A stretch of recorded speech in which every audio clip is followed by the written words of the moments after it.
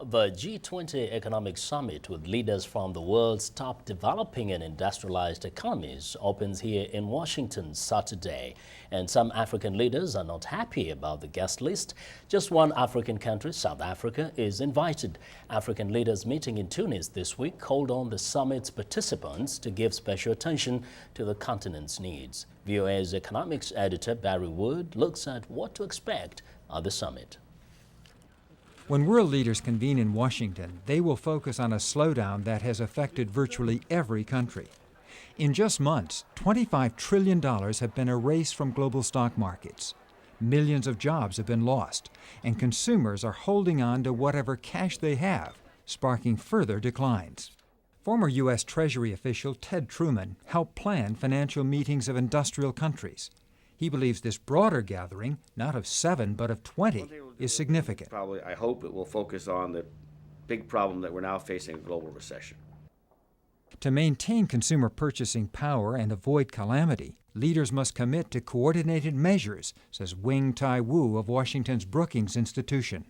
Boosting government expenditure, lowering interest rates, and that the countries should not engage in export promotion policies at this point. Some countries, especially China, have already announced emergency spending programs. Experts say that China is signaling a desire to play a bigger role in the global economy. They are now important players and will become even more important in the future. So we need the Chinese to continue growing fast. The need for better regulation of financial markets will also be discussed, as will the need for developing countries like China and India to have a bigger say in the International Monetary Fund.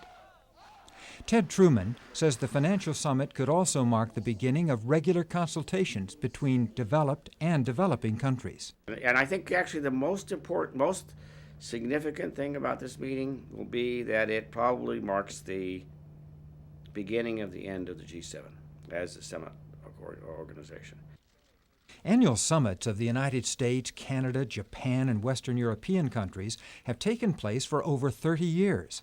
The broader group accounts for 75% of global output. Barry Wood, VOA News, Washington. Would like to hear what you think about our stories here on In Focus, so send us an email at africatv@voanews.com. Perhaps you'll see your response on our next show. We'll try to get to our mailbag shortly.